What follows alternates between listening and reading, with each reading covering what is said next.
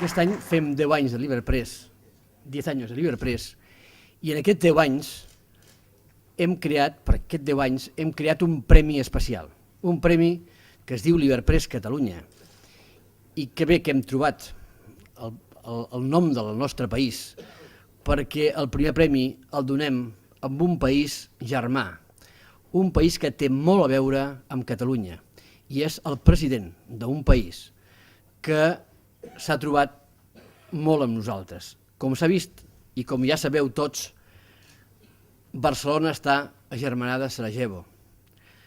Girona ha fet, a través de Fotògrafs per la Pau, a través del projecte Crava, molts treballs a la zona de Srebrenica. Vull dir que som dos països que estem molt agermanats i molt solidaritzats. Per tant, és un orgull que puguem donar aquest premi al president de Bòsnia y Herzegobina.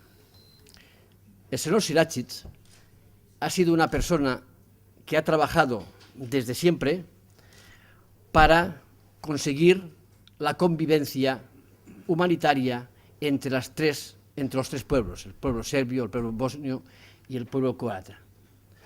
Por tanto, él no solo es una persona que ha trabajado y que está luchando porque haya la paz y haya ese encuentro y convivencia entre las tres comunidades, sino que al mismo tiempo es un político con imaginación.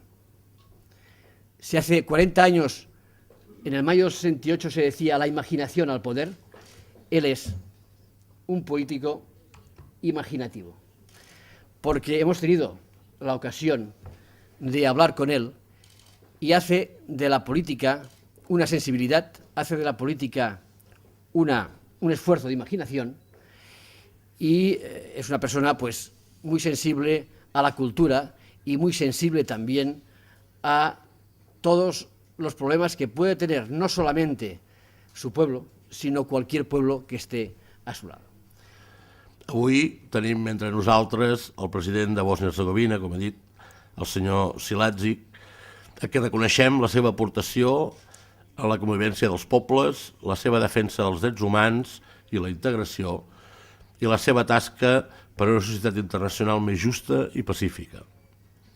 Tanmateix, des de les seves altes responsabilitats, ha lluitat per recuperar la memòria del seu poble i treballat per la convivència entre les diferents comunitats, tasques amb les que, no cal dir-ho, també ens sentim solidaris. Els Premis LiberPress han ajudat a convertir Girona en un escenari de reconeixement cap a la tasca i la feina feta per aquelles persones que treballen a favor de la pau i la solidaritat, a vegades en condicions difícils i gens agradables, però amb un esperit de lluita que els manté ferms amb la seva capacitat i amb la seva voluntat de defensar la llibertat d'expressió, els drets humans i la democràcia. Now I received this award, and let me tell you something, I'm not used to that. I'm not used to receiving recognitions and awards, because for the last almost 20 years I have not been an easy man to deal with.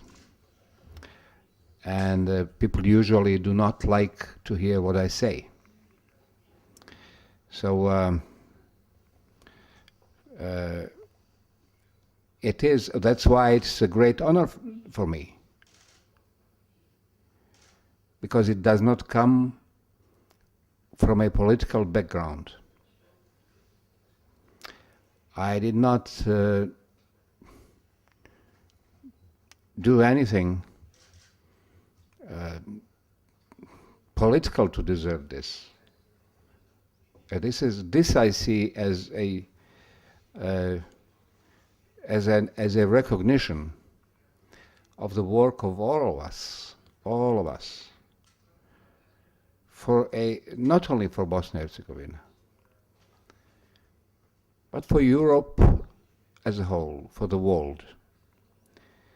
A recognition of the fact that we have not yet lost our souls. Bosnia is unique in Europe, and history made it. We sit on the fault line in between two worlds. It is as old as the division between the Roman Empire and the Western and Eastern Roman Empire. And we have been sitting on this line for a very long time, all the way up to the division between the Eastern Bloc and the Western Bloc, the Communist Bloc and the Western Bloc. And even today, this line refuses to go away. We're still sitting on this line. And we are a part of a big chess game, because we are not a very big country, as you know. And we are being moved here and there. And sometimes it's a privilege, sometimes it's difficult, but it's never dull in Bosnia. We unfortunately pay the price for all these things. For things we have done ourselves and for things others have done because of their own interests. I think that the cultures that we have in Bosnia are enriching each other, ennobling each other, and I generally think that pluralism is the base for quality. A new quality always comes from a multiple choices, if you like. But history is strange. We also have a culture in Bosnia that does not belong to the three main cultures.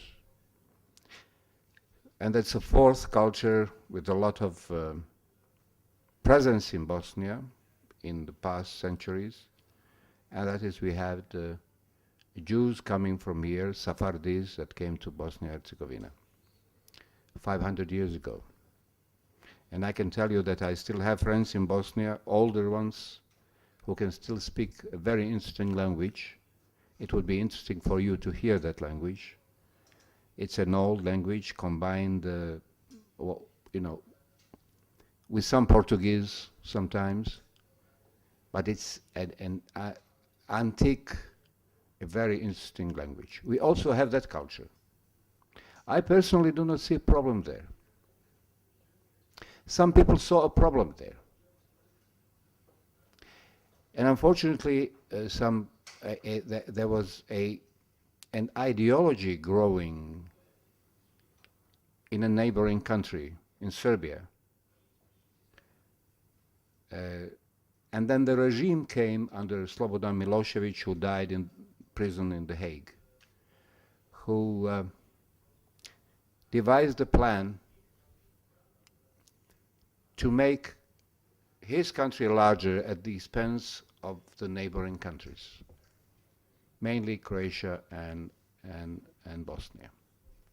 And Girona proves, and people who went from Girona to Srebrenica, that it's much more than just pure interest, because they had no economic interest in going to Srebrenica, in going to Bosnia. Why would they? So it's much more. So those politicians or bureaucrats in Brussels must see this and listen to this and take it as an example. It's not only the interests, it's much more than that. And when they ask, has Europe lost its soul? Well, Girona is the proof that it has not lost its soul. Those who lost their souls are not sitting here. That the United Nations, so the Security Council, took away our right to defend ourselves.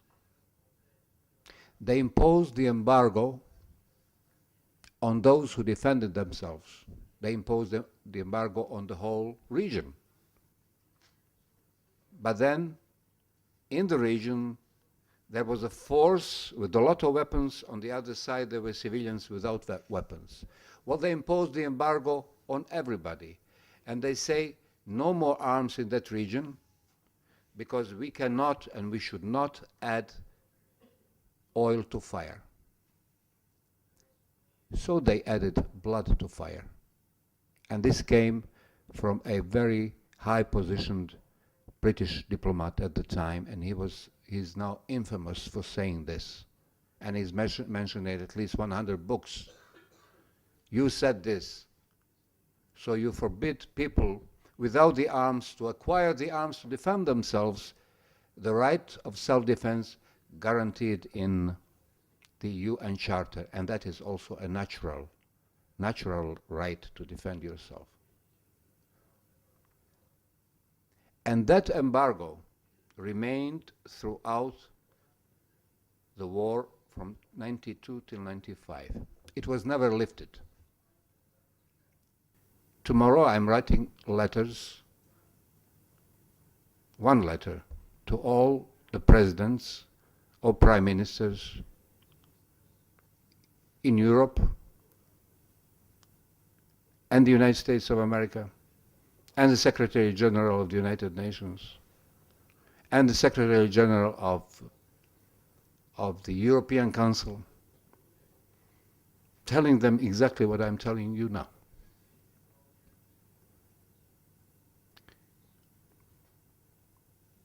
They must reassess their strategy in Bosnia and Herzegovina.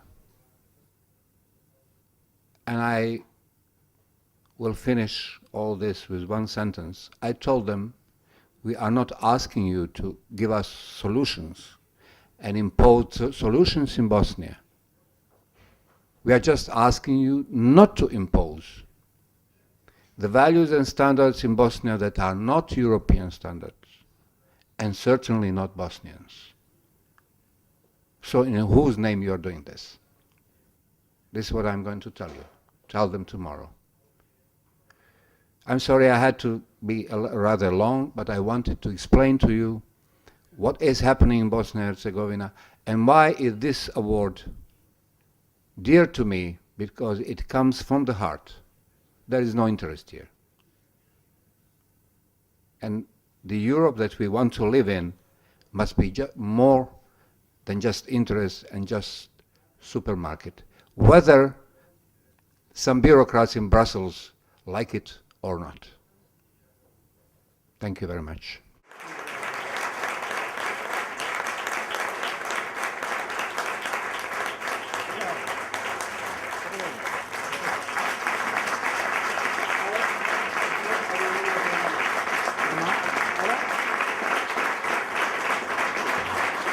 Thank you very much.